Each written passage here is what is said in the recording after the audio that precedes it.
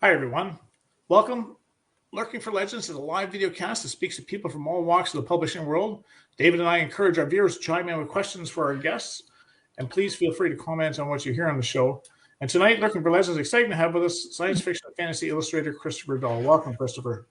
Thank you very much. I appreciate it, Richard, and glad to be here. Thank you. Nice to have you, Chris. Yeah, we're happy to have you here, Chris. Before we get started, why don't you just tell us a little bit about yourself, what you do, and maybe what you do when you're not illustrating? Because I know you do something else. Thank you. Appreciate it. Yes, I'm Christopher Dahl. I am a science fiction and fantasy artist and illustrator. I come from a very interesting background of user experience design and game design.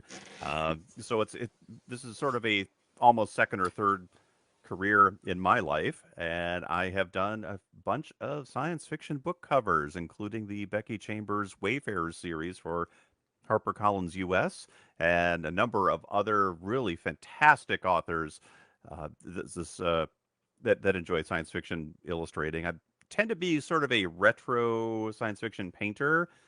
I don't do a lot of digital, and that's intentional. There are a lot of people that do a lot of digital art, and while I have done much of that in the past, I stick to a traditional painting style.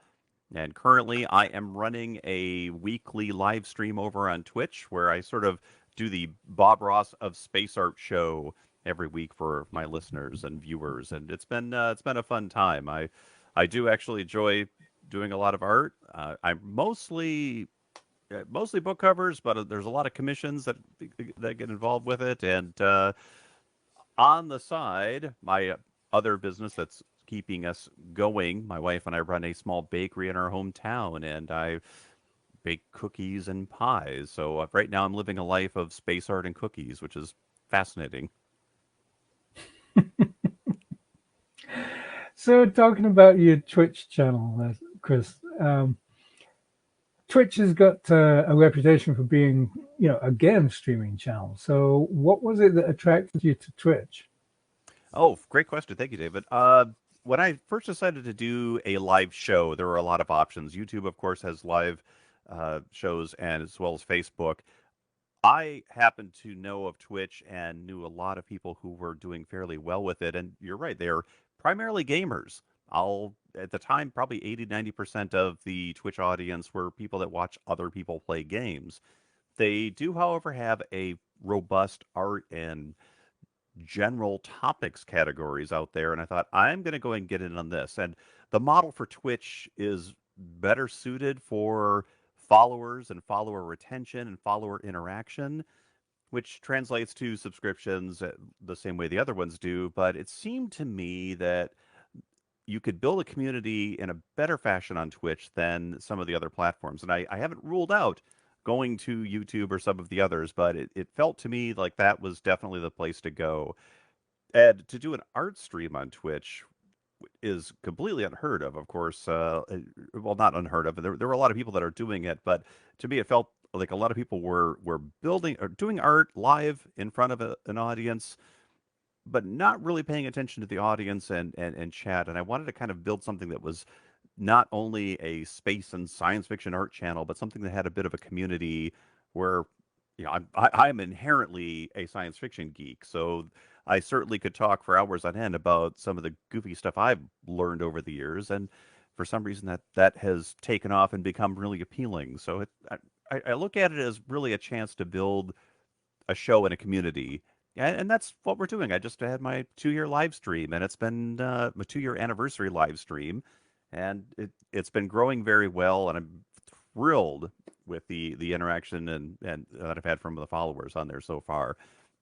It's a good platform, and I would encourage folks that want to do art related live streams to consider it, because it definitely has a more of a fast track to kind of get people involved and engaged than maybe some of the other platforms do.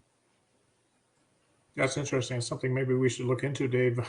See how Twitch is, because Facebook's kind of hit and miss, especially the way it shows things to everybody. And if you don't click get reminder, half the time they forget we're even on. So it looks like Nicholas Fodor, I'm probably saying his name wrong, but he must be someone who follows you because he's calling you the real deal. Is that a nickname you have, or is he just goofing around with you tonight? Nicholas has been a great follower for a long time. I'm very thrilled, and I'm thrilled that he said that I'm the real deal, because I do try to keep it.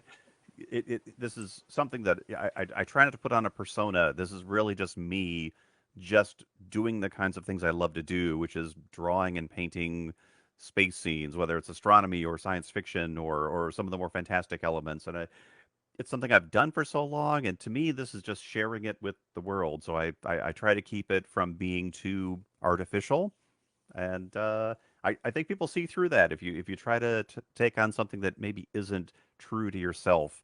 And for me, I thought the best way for me to do is to keep it right on the line and say, this is what I do, and we're going to have fun with it. So I'm thrilled to hear Nicholas say that. He's been a fantastic supporter. I've been on several of your live streams and seen you actually do these paintings and the interaction that you have with your audience. And I've got to say, Chris, it's like I am totally envious of how you cope with that. I mean, you are so smooth, it is just like crazy, unbelievable. And it's like every time I watch you do it, it's like I'm just as fascinated by the actual artwork that you produce as the way that you actually handle it. And it's like, how do you manage that? I mean, what's your special technique, as it were?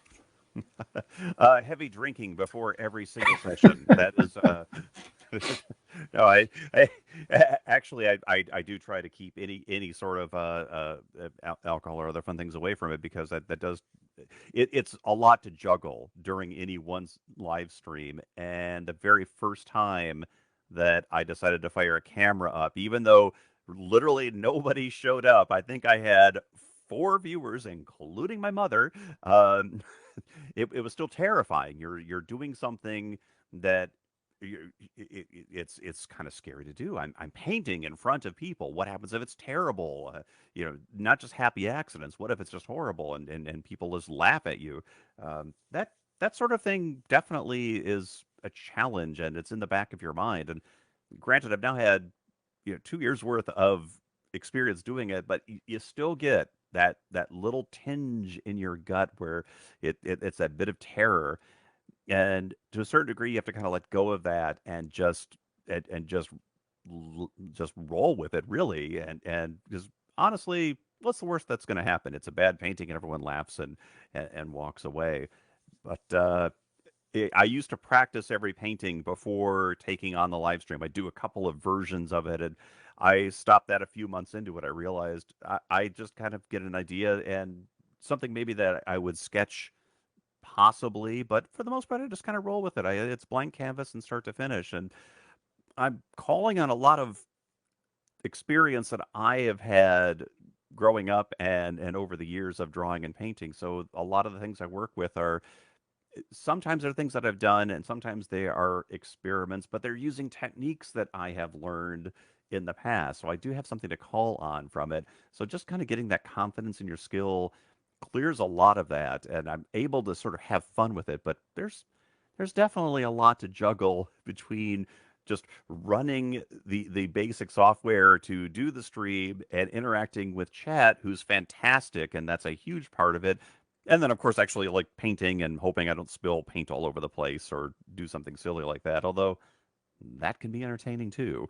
So, a lot of it's just kind of keep doing it, keep practicing, and keep going up in front of the camera. Take a deep breath and just put it out there. Yeah, you do it so well too. I was watching one of your streams there the other day, and I was quite amazed at how you can sit there and just paint and talk. And it's not talking for 5 minutes; you're talking for 2 hours straight. And Dave and I host this show here, but I don't think I could talk that long. And come up with things spontaneously the way you do. So and keep it, kind of interesting for the viewer to watch. But I know I speak for many authors when I and my wallet when I say that we're constantly looking for and buying covers is like an obsession. So I'm thinking that you must have quite a following being a cover artist, and I curse you guys because you cost me a lot of money. I must have 10 to 12 covers right now that I still need to write, and I'm always looking for more. And I don't think I'll ever write to the covers that I have, but So you collect covers. That's fascinating. Yeah, exactly. That's exactly what I'm doing. I'm That's stockpiling awesome. covers. Yeah. Well, it's funny the cover art part. I started to get some notoriety primarily through the big ones really hit big. The Becky Chambers books were huge, and that really garnered a lot of attention. But some of the authors that I have worked with who've come back repeatedly for maybe a complete series or a couple of series, their books are getting out there right now, and a lot of them aren't published through big publishers. They're doing this on their own, like probably many of your viewers are. You can tell that they're getting traction because, well, they're writing more books, and you can see the reviews coming in, and it's clearly something that they're taking on. And I've got to say, I've know about a good handful of authors who have kept coming back, and that to me shows that they're okay. So they're either collecting. I didn't know that, and if they are, but most of them have actually done their publishing, and it's really great. I love working with authors, and they all vary. Some of them have very solid ideas of what they want and then what they want depicted visually, and some just have kind of a general idea. And I've been able to work with them to flesh out themes and places and vehicles. And I know one author in particular went back and said, okay, I'm rewriting how this character looked because you painted it this way and I liked that. So I mean, I kind of felt bad. I don't want to take over the process by any means. But it's neat to collaborate on these things because I've loved science fiction and fantasy my whole life. So being kind of a small part of it has been really fun. So we've got a question from somebody in the audience, Chris. Hillary asks, can you tell us about the process of designing a cover for an indie author versus the process for a traditionally published author? Oh, great question. And thank you for the question. It's remarkably similar, and it really depends on the person you're dealing with, whether it's professional, like a big publishing house, which in that case I would be working with, say, the art director for a book. And a lot of times there's kind of a few walls up between the book cover artist and the author, which can be really challenging. You have to trust that the art director understands the story to communicate the ideas to you enough to work on a final design. But in most of those cases, I have still had access to the author's materials and descriptions or early versions of the books themselves, which is really great. Uh, However, working with an independent author directly, I feel is probably I, to say better or worse is really is really hard. But you certainly can get a clear track to the author's perceptions of what they feel are going on in the books they wish to write, which is fantastic because the the characters and vehicles, places, and scenes. This is the stuff that the authors have dreamed of, and so I find that I end up working more on a lower level with the story, which is really great. And I've been able to turn out some really fun things. Uh, and no slant to independent authors or anyone, but sometimes you do work with people that don't maybe have as much of a visual sense of what they would want to see, and that's really where the art director at a publisher can be could be very helpful because they are definitely thinking in terms of visual thinking and the book cover design themselves. But either way, wherever possible, I always want to contact the author in some fashion to find out what they're actually wanting to work with, because I can imagine there's nothing worse than having a book cover suddenly materialize that looks nothing like what you were planning on writing in one way or the other. That used to be a bit of a tradition, actually, didn't it? It's like, you saw the cover and then you read the book and you went, what was the cover about? Very much so. Especially in the late 60s and 70s, there were a lot of just books that would get published, and who knew what they were pulling out on them? I think a lot of times they just would put. There was a weird period of time where paperback books had these abstract paintings on them that looked nothing like anything was in the book, but it was recognizable as a science fiction story on a shelf in a drugstore someplace. But I do definitely like working with the authors directly. Yeah, I think it's a testament to you that you keep having people come back. Because I always hear that you can't judge a book by its cover, but if you're an unknown author, That's how you get known. You get known by the cover, because when Joe Blow walks into Chapters or Barnes and Nobles in the States, and if they don't know your name, they're not looking for you, but it's the cover that draws their eye to you, and then they'll read the back or whatever. And then, so they'll take a chance on that book a lot of times just because the cover drew them to it. And, obviously the editing and the story and everything also make them buy the next book. But if your authors keep coming back to you, that's a testament to your cover arts for sure. And there's a lot of stories that authors will often write multiple books in a series, and you really want them to have kind of a similar theme to them. And I think even more importantly is, how does the book cover look in an electronic format? If you're going online to an online store, the same rule applies. You're going to see a pile of books that probably look a lot alike. And what I've tried to do with my cover art is sort of channel that retro vintage science fiction look that might make it look a little less like a photoshopped cover that so many people are doing.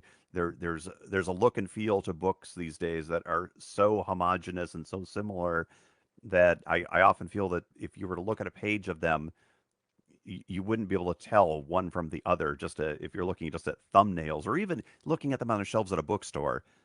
They often look very, very similar.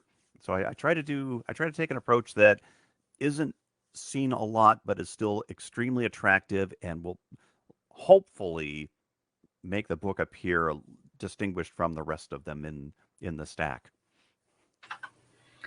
So following on from that, Chris, you mentioned like your style and everything. So, I mean, we always get asked as authors, kind of like, who are our biggest influences? So who would you consider your biggest influences in terms of your artistic style? Oh, good question. Thank you. My favorite book cover artist, there's one right now, John Harris, out of the UK, and he's been painting book covers for a very long time, and they're just fantastic. They're kind of abstract. So he's one of the current living book cover artists that I really consider an inspiration. And John Burkey, who was a illustrator for many, many years, did a lot of poster art for Star Wars and King Kong movies, the older ones. But his work is so impressionistic, so sci-fi. It had a very solid style that you would only recognize as a John Burkey style. His work was all over books and just other artifacts that I had growing up. And they were things that were just fantastic and didn't look like maybe what you would see in a movie or a TV show. That they had a style all their own. And even when I was learning to draw and paint growing up, that was kind of the style that I emulated. So I think John Burkey is probably the one that I keep my eyes towards. And oftentimes on my live stream, I'm painting something that is definitely in a John Burkey style, even if I don't get as good as how John Burkey did his. He was a master. But that's definitely kind of the area that I aim towards. And even some of the science fiction books that Frank Frazetta did some that were almost in a Burkey style. Oh, no, sorry, Frank Frazetta. Boris Vallejo did a couple of science fiction books that had that kind of style. So these are the artists that I grew up with, are the Vallejos for figurative form, and Frazetta, John Burkey for the hardware and spacecraft, and then the sort of movie artists like the Ralph McQuarrie, who did these fantastic pieces for the original Star Wars movie as concept art. Ron Cobb, who did these brilliant hardware designs for Alien and a number of other movies. H.R. Giger, I've never done anything like Giger, but oh my gosh, his stuff is fantastic, and I would love to dabble in that world. I have an airbrush. I could do that at some point. But these are all the sorts of artists, whether they are movies or book cover art, that stuck in my mind over the years and really drive the kinds of work that I do right now. It's interesting listening to you talk about different things that appear on the covers. And I know what, I actually, myself, I think I need to start writing reverse harem, because then I just have to show some ripped abs, a male's ripped abs. You don't even have to show his head, and you can put that in every cover and you would sell 1 million books. But, a cover needs to scream the genre. So when you go into a store, especially if it's not placed in the genre section, you know exactly, there's a dragon on it that's fantasy. And I'm not a science fiction author, but I see with science fiction that it seems to me that the trend is it's always a spaceship on there. So you can't really make the mistake of what genre it's in, other than science fiction has some subgenres to go with it. So the cover needs to scream the genre. What are the current trends in science fiction book cover art now? Is it still the spaceship, or is that changing, or how's that industry going? It's still sticking with spaceships and planets. I think whenever you show a number of planets, especially if they've got rings or multiple moons in a sky, that is science fiction. And the biggest trends are similar to what's happening in other genres, where you'll get a character that was probably stock photo art with some nice backgrounds, cleverly manipulated in Photoshop into a scene that looks like it could have leapt out of a video game like Halo, for instance. Although that's probably an older analogy right now, or maybe one of the Marvel movies. That's really the biggest trend, and a lot of that are people that know how to do typical concept art techniques with digital tools primarily. I don't see a lot of people actually painting anything anymore, which is really fascinating. Like with brushes and paint itself. And even then, even though I do that, I do a lot of digital manipulation before it goes to the final phase as well. But I do think the tools do play a little bit into it, and that actually dictates a lot of what the final look is going to be. But you are correct. If you've got a spaceship and a planet on a book, that's a science fiction book. And if it's got a dragon or somebody carrying a sword or a goblin, that definitely falls into the fantasy genre.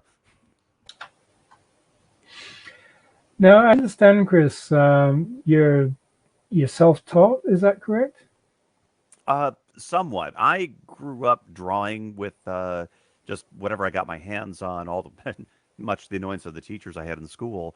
But I also studied industrial design in college at a school that included a very heavy fine art core curriculum. So while I was learning how to draw and sketch vehicles, hardware, office furniture, and those sorts of things, we were learning how to draw, paint, and sculpt in almost a Royal College of Art style.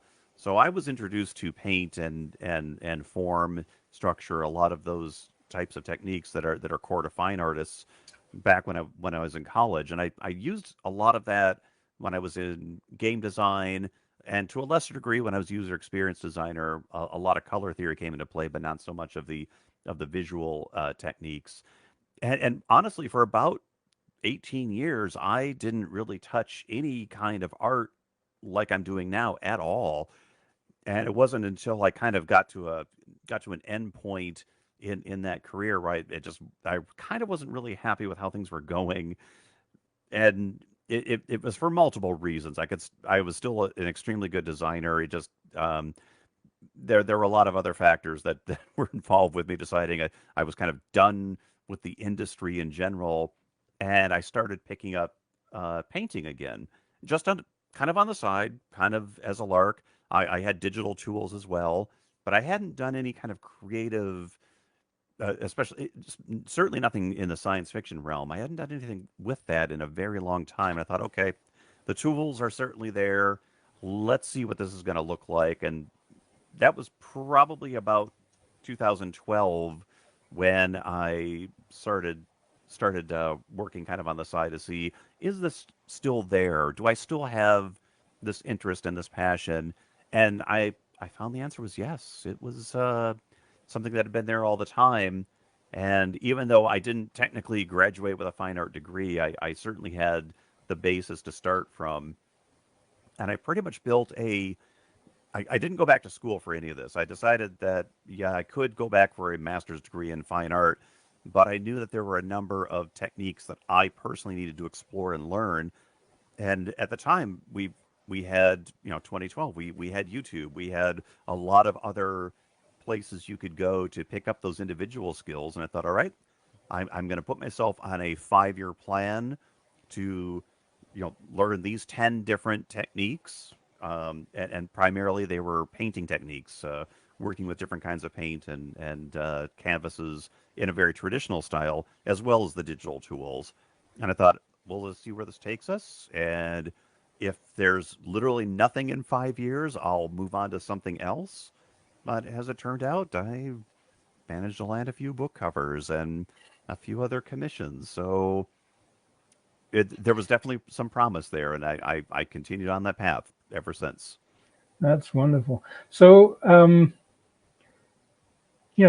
obviously you've got a lot of experience in this now, and you've done some covers for some very big names in science fiction market.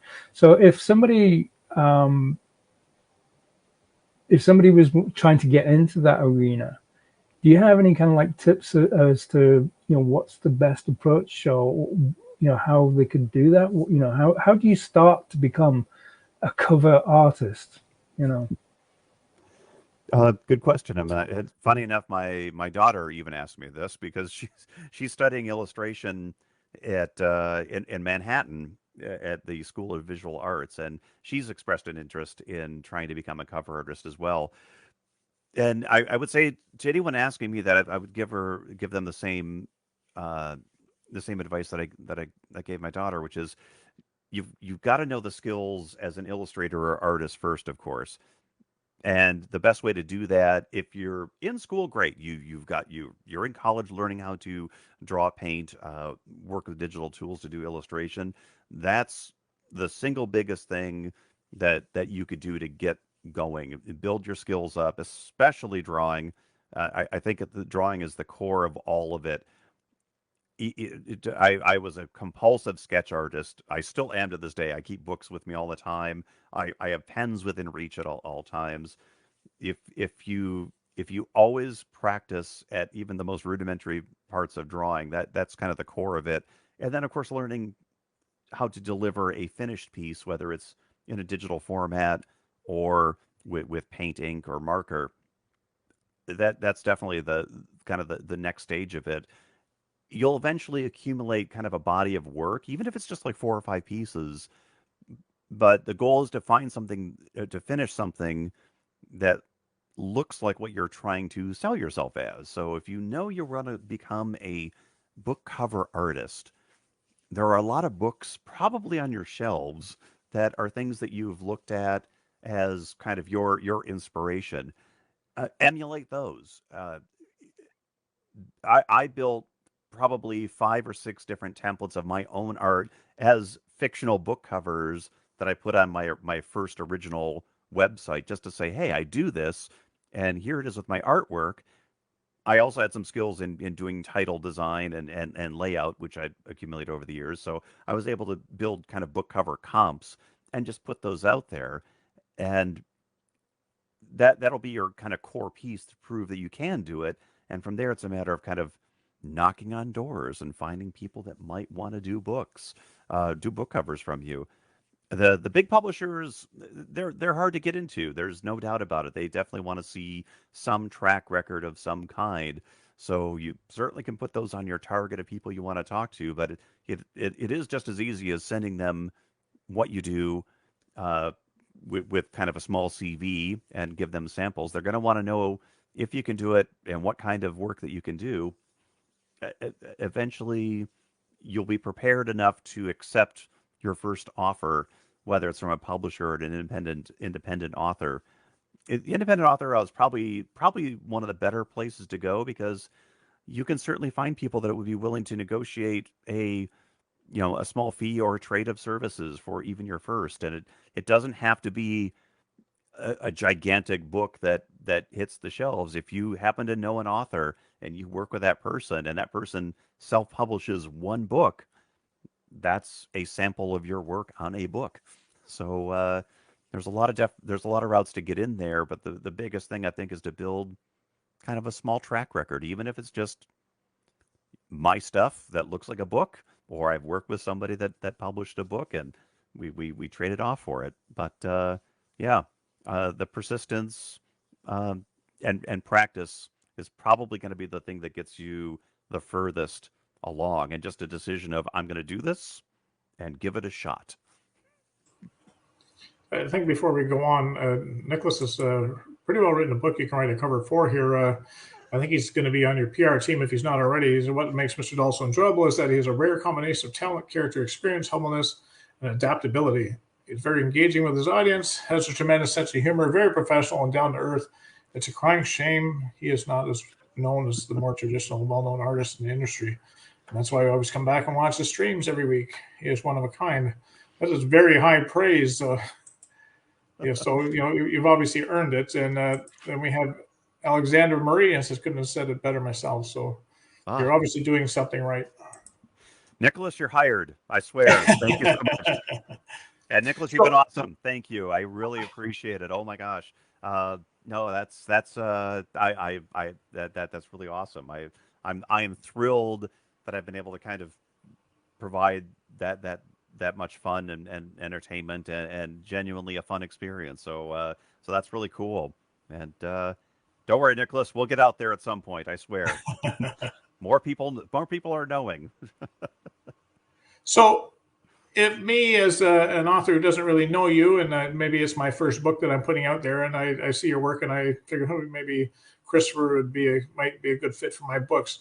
What should I consider when I approach you to do a book cover? Oh, great question. A giant stack of money. That's it, eh? Perfect. just bring the money and we'll go on. That part's always negotiable, and I always consider, where the request is coming from. Really, the best thing, I'm going to assume that if someone's coming to me with a request to do a book cover, is that they've written stories, and if it's science fiction and fantasy, these are people that know their world and they know their characters and they know what they're expecting to see, and to be honest, without any disappointment whatsoever, every author I've worked with definitely has a very solid idea of kind of what they want to see, which is really great. So for me, what I love to hear are what are sort of their favorite scenes or their favorite characters or places in particular that have either inspired them to write this or are major scenes out of the book. I guess in general, be prepared to talk about their stories. Which may be difficult to do if you've been in the midst of that gigantic mountain of writing a novel. I know there are so many things going on, and maybe they're in the editing phase where they're just down with some small element, but we don't have to deal with the book cover, so we have to contact this guy. Just to remember the most favorite parts of that particular story, even if it fits in with a larger story or a larger section. That's really the best part for me is to sort of understand where their emotions are with the scenes and the characters. It's obviously a visual thing, so I tend to ask very specific questions about places, people, and hardware to build a nice scene from it. But if you were thinking about it of what would the movie poster of my book be, that's kind of where my brain goes in terms of constructing what would be a good scene. So those are the kinds of things that I tend to ask about most often when I work with an author.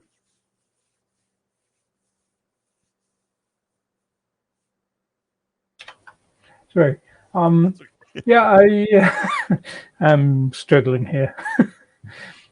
I mean, I tend to do my own covers, as you know, Chris, and it's like just speaking for myself. Nice. Well, thank you. That's actually an incredible compliment coming from yourself. But it's like, I have to say, it's like when I'm trying to come up with what I want to do on one of my own covers, it's like I often don't have a clue. It's like I know I want something impressive.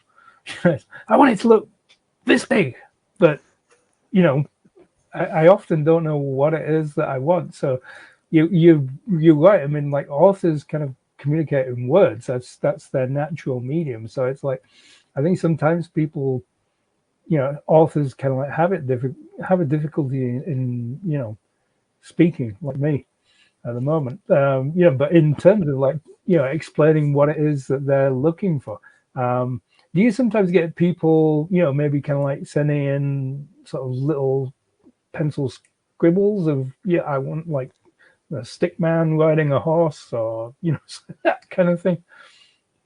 I've had a few of those where someone had a very specific scene or their own hardware that they definitely had an idea of. And funny story with Becky Chambers' third book, Record of a Spaceborne Few. The first thing I got from the publisher, my wonderful art director there at the time, Richard Ackwin, he said, we need a ship with a nebula. And I drew a spaceship that was really crazy John Burkey looking, but it was nothing at all like what it was described. I just wanted to get a sketch out to them. And what I got back, which was really fantastic, Becky Chambers had constructed in her story this spacecraft. It had a very specific shape to it. It was this kind of rotating habitation facility. It was basically humans were living on these ships, and not only had she described it very well, but she had actually made a paper model of it that she'd sent photos of. And I thought, okay, well, that's just totally off. What I did was totally different. So I went entirely with her design. It was fantastic. But sometimes you get only sort of an emotional vibe, if you will, of what the author is wanting to go for. And I worked on a book cover last summer, and it was there was the sand ship uncertainty was the main theme of this ship and or this book, I'm sorry. And the author had a very specific idea of what this sand ship would look like, but beyond that, he had to give me the sort of feel and vibe of the story, and we constructed a scene that would imbue some of that emotional quality to it, of a very dark, menacing nature that comes from the back cover across the spine of the book, that has elements of it on the front cover. But in that case, just the sand ship was really the most detailed element of the whole thing, and we talked a number of times about it through the course of working on the project. But having, even if you just have sort of that emotional flavor, what's the drama of the story? As an artist, I can start combining colors and moods, if you will, and visual elements to sort of paint that, if you will.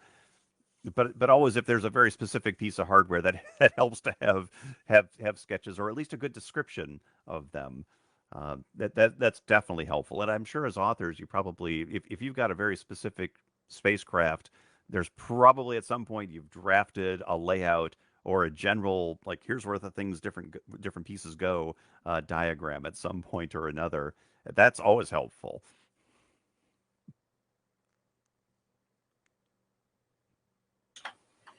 Sorry, Richard, am I dominating here? No, not at all, not at all. I just I know science fiction and cover design is more your bag, so by all means, you go ahead.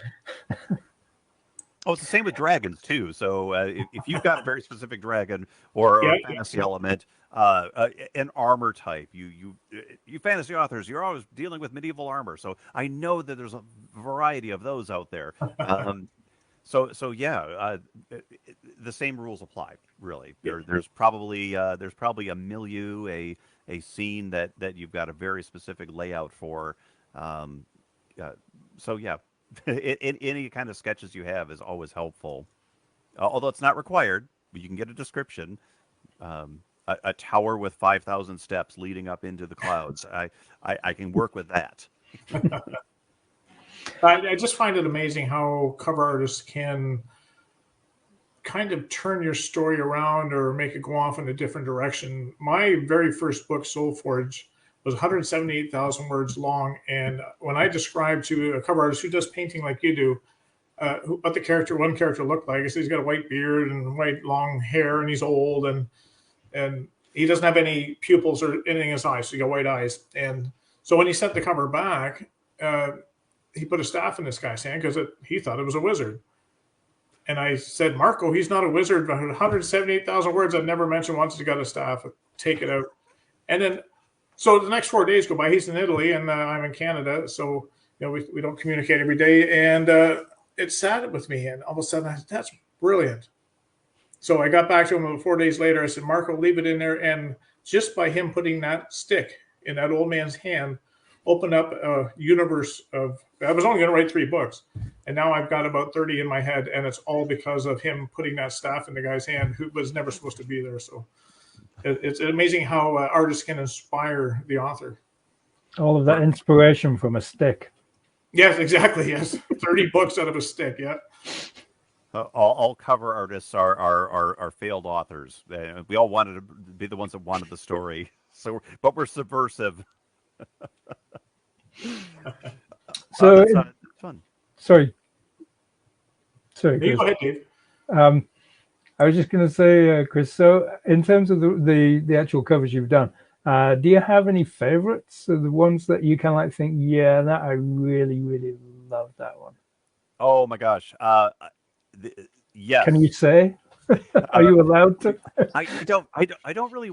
I don't want to make anyone feel bad. I really don't. Bert Oliver Boimer wrote one last summer that I really enjoyed working on quite a bit. And John Svenson, I've done a number of books for this author, and I absolutely dig all of them. He's got some really fun series that are vastly different, and some books that are completely outside of his own genre, even, and a couple that I'm working on now that are really cool. I adore those. Yeah, there are definitely some that are favorites. I love the Becky Chambers books. I loved working on those quite a bit, and working with Becky on her very first one before she was published, before she was picked up, was probably one of my favorite, in working experiences entirely. There wasn't, I mean, the pressure was on because she wanted this passionate project to get out there, and it was one of the first books that I'd worked on with her, with anyone really. Actually, she was one of the first ones I worked with, and I'm still very happy with how that one turned out, especially since I feel like we nailed the ship to the point where it's kind of become one of the core elements for her first couple of books. I think it shows up later on. I'm just, and I'm forgetting. Forgive me, but yeah. So there are definitely favorites, and honestly, sometimes there are some that maybe aren't quite so. I mean, I love doing them, but they're not ones that stick in my mind necessarily. But I do treat every one of them as if this is like the next big one. I going into every project, you never know where it's going to go, but I enjoy the challenge and working through the project with everyone. So I always look at them as possibly the next big favorite. So, with all of this that you do, the painting, the streaming, baking cookies and pies and whatever, it's like I've got to ask: do you actually have time to read books? And if you do, who are your favorite authors? Besides David Kelly, of course. Well, yes, exactly. Aside from the two of you, absolutely. Yeah, not me, but David for sure. Yeah, I not as much as I used to, which is really sad. And I burned through a lot of books growing up. I remember I worked at a B. Dalton store, which was a chain store here in the States, way back when I was in college, and that led to me working in a really great independent bookstore out of Flint, Michigan, Young and Welshans, and which is no longer there either. And I was in the publishing side of things. I worked for a small, not a, sorry, a book distributor for a long time. And when I was in college, I hit our libraries constantly. I would come home with 10 or 12 science fiction books. I remember there was about 2 years when I was in between semesters, I was catching up on every classic science fiction book I could get my hands on and burning through them like crazy. And I don't do that anymore, which is really sad. But most recently, I just finished the Expanse series. I think that James S.A. Corey, the two of those dudes, did a fantastic job with theirs, and I actually just picked up Ancillary Sword, the Lackey books. She's got a really cool universe that I just picked up recently. And I was a little late to the game on Neil Stephenson's Seven Eves, but that was a really fun story. Well, fun and terrifying all at the same time for so many reasons. Those are the ones I tend to go for. Strangely enough, I just read a really wonderful. It's a World War II story. It's about a bunch of people that worked on the small carriers in the Pacific War during World War II. These weren't the big carriers they make movies out of. These were the small ones that were just carrying jeeps and supplies and things over into the islands near Iwo Jima and Leyte Gulf. And of course, they got confused as being the big carriers and were chased by the Japanese Navy for days and nearly decimated. But sometimes I go into nonfiction with those. But I still stick with the sci-fi genre books for the most part. When I go to pick up a book, those are the places that I typically go to. That's awesome. So unfortunately, we're running out of time here, and I think we could talk to you for a couple hours, like you do on your Twitch program. This is how it works. I just like spew things, and it just keeps going. You do it very well. So, but just before we sign off here, you run a small bake shop with your wife. And does your artistry seep through into what you guys bake? Does she allow you to do that, or has there ever been a discussion, or is this something you don't do? I'm definitely the designated cookie maker, but I do all of the graphics for the website. I've done a whole series of little cartoon characters with watercolor for banners and store materials. When we had a store, we're actually running this out of our home right now. But tragic story. I used to have an actual bake shop. We don't anymore. But yes, the Dollhouse Baked Goods characters were all characters that I drew and watercolored. So whenever we do special events or holiday events where we need cards and things, that's kind of where my artistic bit comes in. She is the baking artist, so she is definitely the top artist of that business. So that's awesome. Oh, sorry, go ahead, Dave. No, I was just going to say, Chris, if people want to find out more about you, where would they look? Oh, thank you. You can go to my website. It's Christopher Dahl with a hyphen in between, Christopher-Dahl.com. I have a blog that needs to be updated much more, but that's also where I keep my online store where people can buy prints and originals and calendars and a few other fun things. And of course, you can find me over on my live stream on Twitch, where I go under the name of Blackbird CD every Wednesday night. So that's my sort of nom de plume over on Twitch. So those are the big places where you can find me. One last question, I guess. Do you have a big cover coming out? Or can you say, is this a hush-hush? Like when you do one for HarperCollins US, are you allowed to say anything about it beforehand, or do you have to zip it until it actually releases?